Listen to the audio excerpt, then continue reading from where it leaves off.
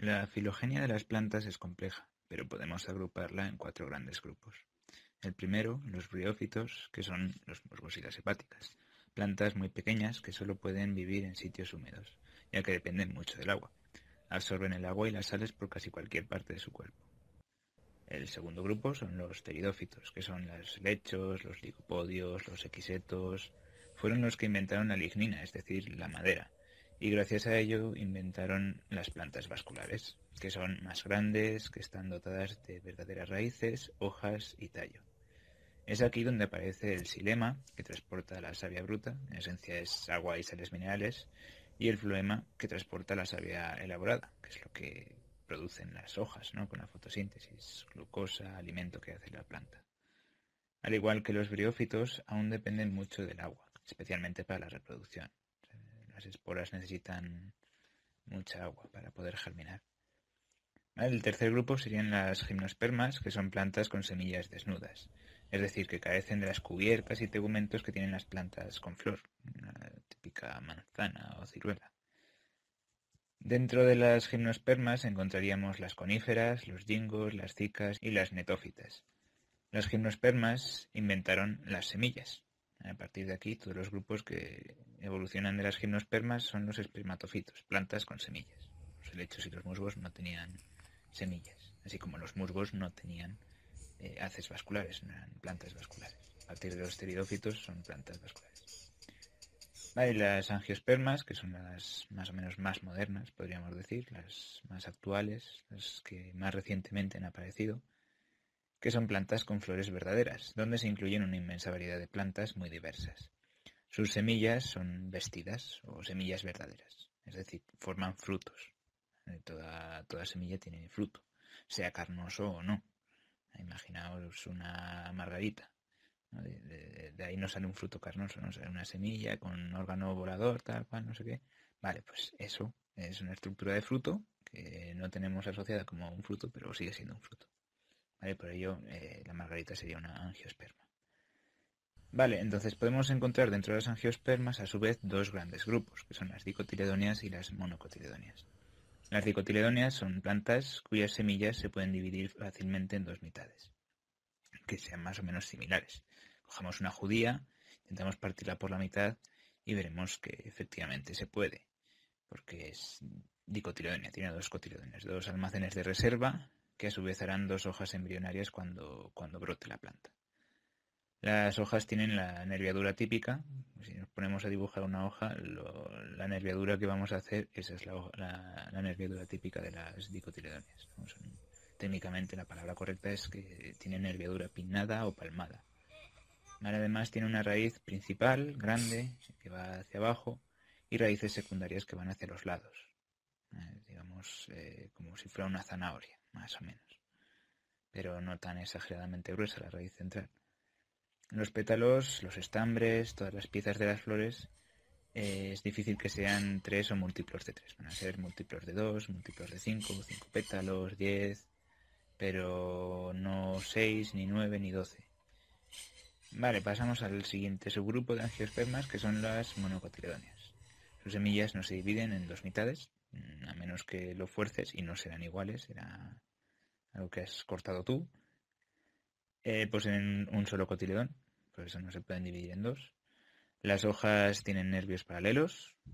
¿Vale? Esto a veces no es muy evidente, sobre todo en algunas hojas de palmera, pero si os paráis a fijaros bien, pues veréis que sí, que son nervios paralelos. En las orquídeas también pasa, en el trigo y en el maíz es muy evidente, porque las hojas son muy sencillas.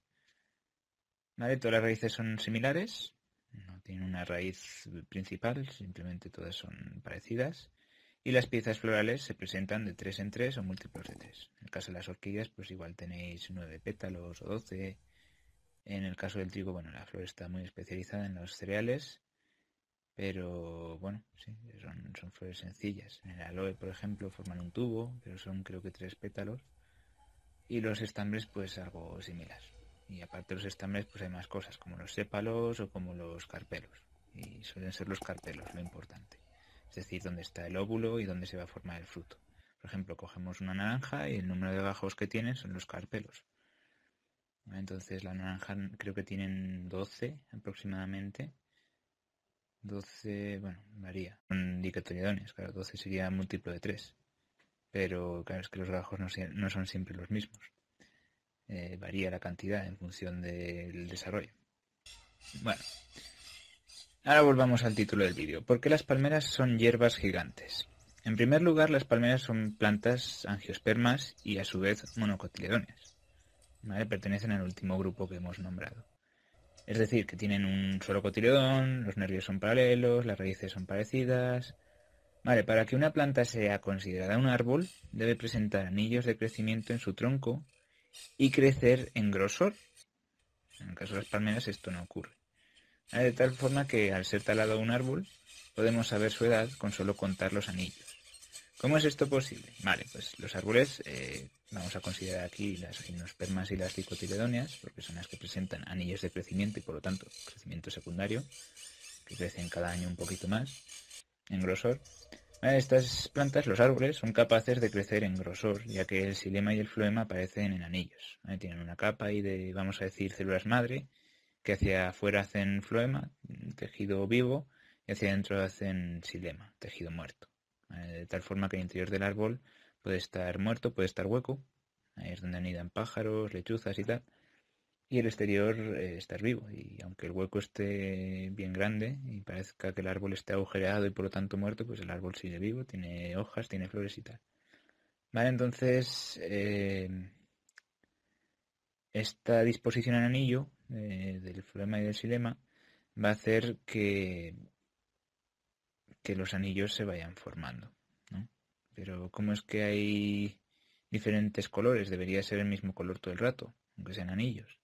Pues porque hay diferencia de crecimiento. Hay estaciones en las que el árbol crece más, como es el caso de primavera y verano.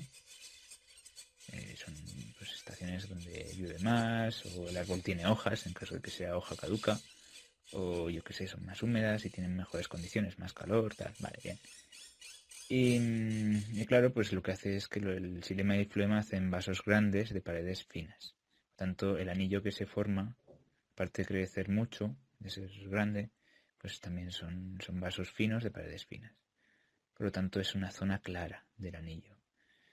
En cambio, en invierno y otoño, que es las estaciones desfavorables, las secas, las que el árbol no tiene hojas, pues los vasos se hacen más pequeños, sus paredes se engruesan para proteger el poco agua que tengan, y bueno, y el árbol crece menos. Esto hace que se forme un anillo oscuro, de tal forma que un año es el conjunto de anillo claro más anillo oscuro.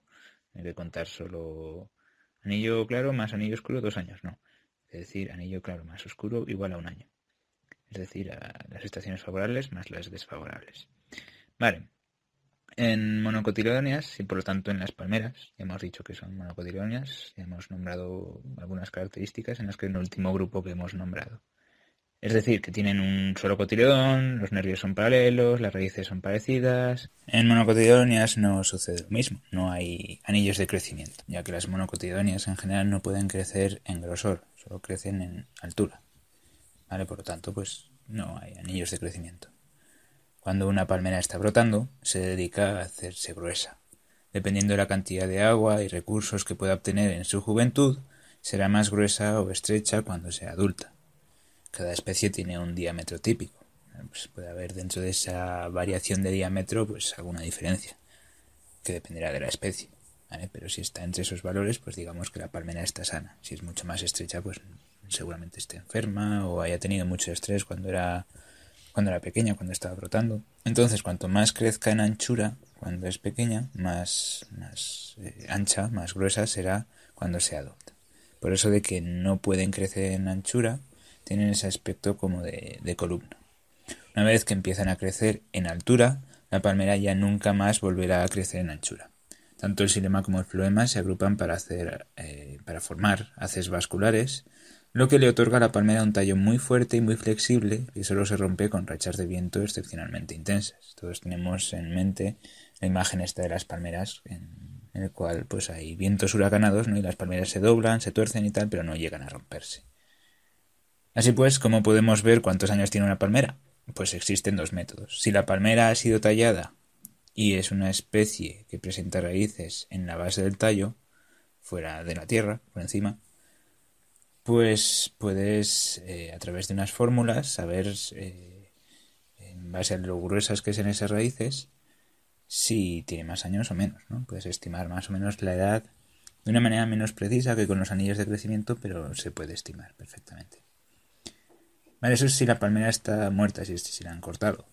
Pero si la palmera está viva, podemos contar los muñones de las hojas, que esos muñones se dejan ahí cuando se podan, para estimar pues así la edad.